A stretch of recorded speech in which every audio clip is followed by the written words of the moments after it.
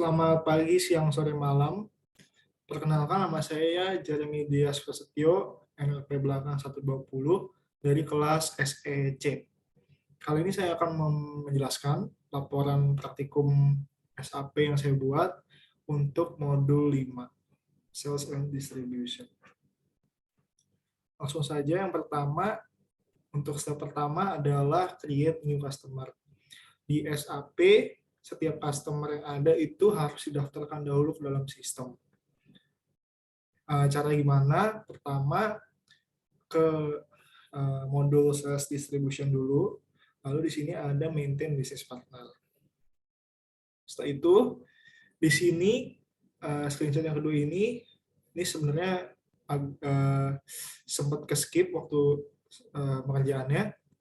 Di sini sudah ada business partner, tetapi yang pertama adalah kita ganti dulu. Karena kita membuat customer, kita ganti dulu BP realnya menjadi FI customer. Lalu di sini, di tab yang sini adalah tempat di mana kita memasukkan, menginput data-data dari si customer yang baru. Alamatnya, namanya, language-nya, dan lain-lain. Nah, setelah itu, bagian customer juga dibuat. Nah, hasil akhirnya akan seperti ini. Kita akan mendapatkan nomor khusus yang dibuat oleh SAP untuk menyimpan customer baru. Di sini kita akan mendapat code untuk business partner dan customer. Lalu step yang kedua, create contact person for customer. Masih di tetap sales and distribution, kita create material. Nah, di tahap ini kita akan membuat, mendaftarkan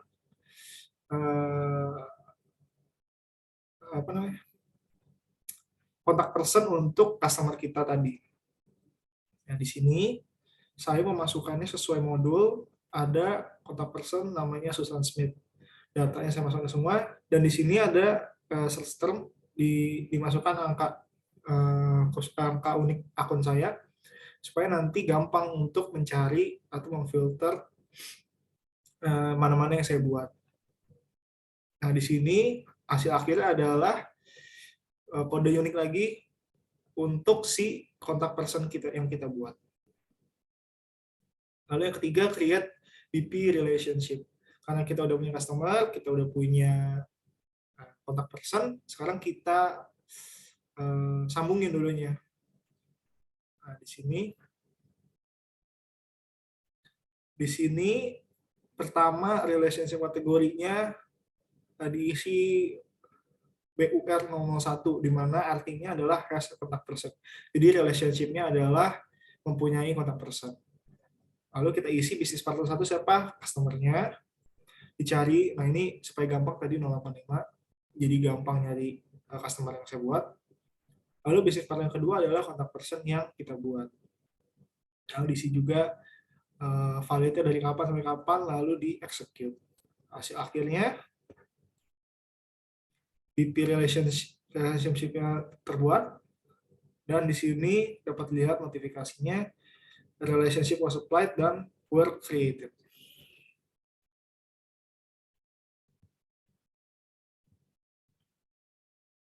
Selanjutnya adalah step keempat, create customer inquiry, di mana kita memberikan informasi kepada customer kita tentang apa saja yang pengen dibeli, kita kasih informasi harganya, dan lain-lain.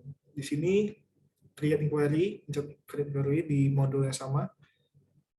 Lalu di sini kita cari customer-nya siapa. Di sini kan the buy zone, kita cari bisa berdasarkan search term ataupun kode customer itu sendiri. Nah, lalu di sini sesuai study case, si pelanggan kita ini mau beli sepeda deluxe touring bike dan professional touring bike. Lalu jangan lupa juga isi order quantity. Nah, nanti dokumen inilah yang akan kita berikan ke si customer untuk informasi dia. Di sini nanti kalau ke atas sedikit scrollnya nggak ke SS, tapi ada net value, berapa harga yang harus bayar. Di sini juga expect order value, hasil pengkalian dari net value dikali berapa probabilitas si customer ini bakal benar-benar melakukan transaksi ini. Lalu di sini, oh ya, ini juga bisa kita cek availability produk yang kita punya tadi yang di inquiry. Nah, output dari step ini adalah inquiry berhasil dibuat. SAP akan menyimpan inquiry-nya dalam kode yang unik. Sekali lagi, kode yang unik. Lalu langkah selanjutnya adalah create customer quotation. Kalau tadi inquiry-nya udah, ceritanya sekarang lanjut ke next step, si customer minta quotation. Nah, di sini yang pertama pilih ke manage sales quotation. Nah, di sini waktu saya ngerjain udah ada 90 quotation. Lalu di sini kita cari inquiry yang berapa yang mau dijadiin quotation. Yang sebelumnya tadi yang kita dapat kodenya. Oke, dapat data langsung. Nah, di sini kalau di study case pengennya supaya nanti pelanggannya setia kita kasih diskon. Yang pertama diskon dari ini diskon per item, dapat diskon 5%. Lalu hasil akhirnya adalah kita mendapat kode quotation. Jadi quotation yang berhasil dibuat, SAP menyimpannya ke dalam satu kode unik lagi untuk quotation. Lanjut, create sales order. Kita membuat sales order. Pertama manage sales order dulu. Di sini sudah ada 85 untuk saya buat. Nah, di sini ini kepotong lah. Di sini kita search quotation-nya yang 085 yang punya saya. Lalu menu seperti ini akan muncul menu seperti ini, dan hasil akhirnya adalah standar ordernya berhasil dibuat, sales order berhasil dibuat, dan bisa dilihat perbedaannya di sini sudah bertambah. Kalau kita lihat kembali ke menu home, sudah menjadi 86. Lalu selanjutnya adalah kita mengecek stok dari item atau produk kita. Di sini display stock overview, kita masukkan produk-produk yang pengen dibeli si customer tadi. Di sini yang pertama ada XTR, ini yang deluxe. Lalu kita cek, di sini ceritanya masih ada XTR. Oh, di sini sudah ada permintaan sales order 5. Oke. Dan yang satu lagi nih, yang sepeda satu lagi, ada sales order masuk 2. Oke. Step 8, display sales order. Masuk ke list sales order. Lalu kita masukkan kode customer.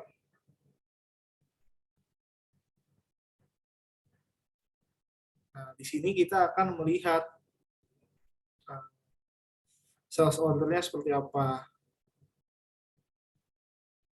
Nah, di sini juga kita bisa melihat untuk detail harganya dari sales order. Kalau di sini kita bisa diskon from net 5%.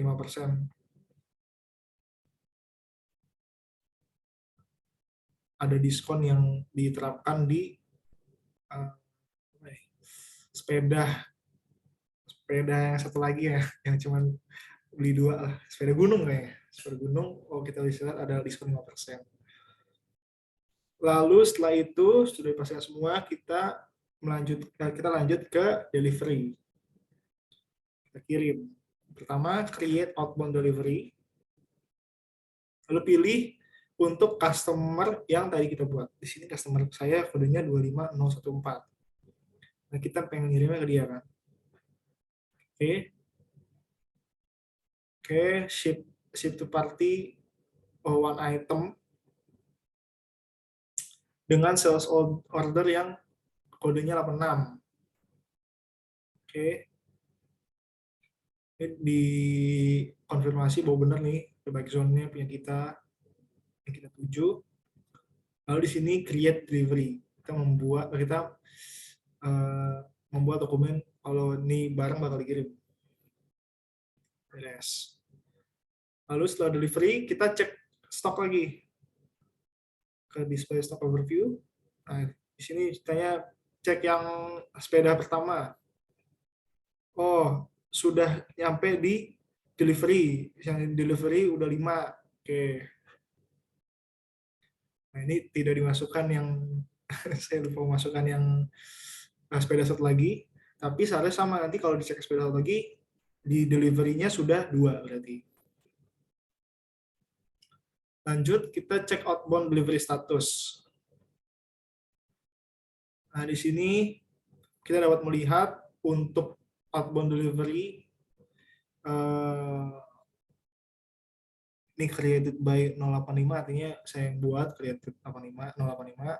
Picking statusnya masih not yet process, GI statusnya juga not yet process.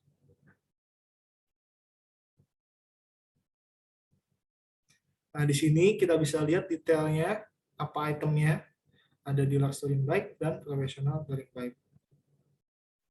Ini ada beratnya berapa, netnya berapa.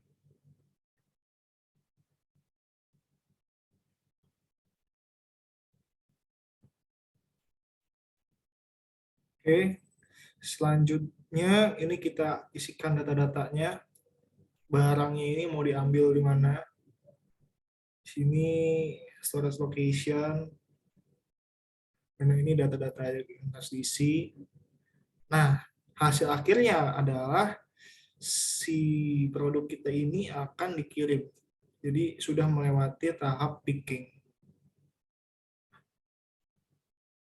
Lalu post good issue, kita ke manage outbound delivery.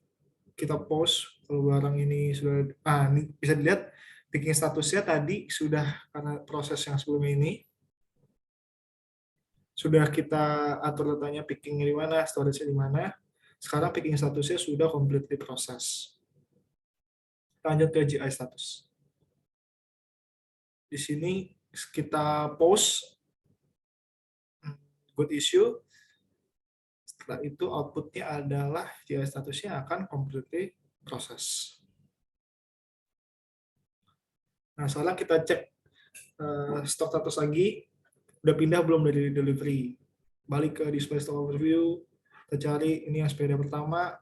Nah, di sini tadinya 100 kan, unrestricted use-nya 100, sekarang sudah keluar, barangnya sudah keluar dari store kita 5 produk, 5 biji, tinggal 95.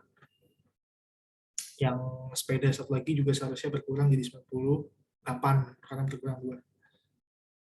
Lalu kita tagihan, kita tagih customer, kita bikin tagihan customer. Create billing dokumen. Oke. Billing date-nya dari tanggal segini, dari tanggal hari ini sampai hari ini. Ini data-datanya pokoknya kita isikan. Customer-nya kode berapa. Nah, di sini langsung ada nanti pesannya apa. Di sini udah ada. Nah, kalau diklik nanti bisa kita lihat detailnya. Oh, ini yang pesan ada sepeda 5, sepeda hitam deluxe 5, professional touring bike 2. Ada net value, ada yang harus dibayarkan berapa.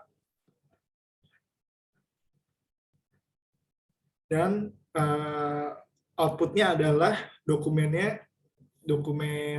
tagihannya disimpan oleh SAP dan diberikan kode yang unik.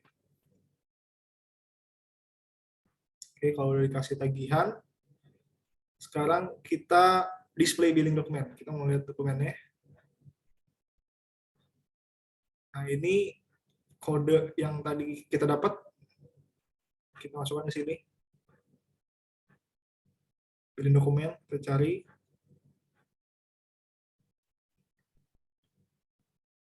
Nah, ini kita bisa lihat. Karena ini tujuannya cuma display doang, ya udah kita pastikan kalau dokumen itu ada. Sini ada the buy zone untuk customer account segini, amount segini. Oke, lanjut post receipt. Kita ceritanya customer sudah bayar, kita post kalau customer sudah bayar. Kita post incoming payments. Nah, di sini pertama tadi kita sudah keluar barang kan, jadi di sini kita balance-nya minus 20.000 sekian yang kita keluarkan. Customer bayar, kita clear, nanti di sini pencet clear. Nah, di sini balance-nya jadi 0.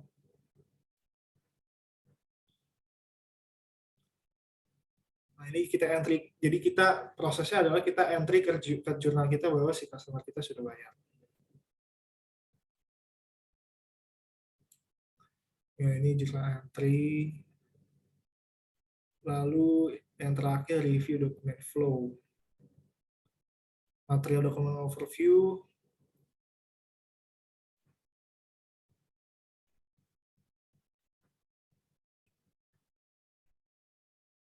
Nah, di sini kita akan bisa melihat men-track untuk material yang dari posting date segini 10 nih, tanggal 10 2016 sampai saat saya buat. Kita pilih materialnya, oke, keluar material ini. Kalau kita pencet nanti, nah kita bisa lihat proses flow-nya sudah kayak melewati proses apa saja. Di sini sudah delivery aman, material dokumen aman, dan terakhir accounting-nya juga aman.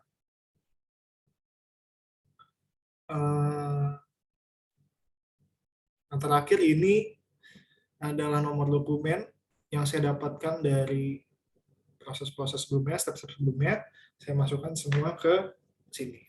Mungkin sekian dari penjelasan saya mengenai laporan praktikum. Kurang lebih mohon maaf. Sekian dan terima kasih.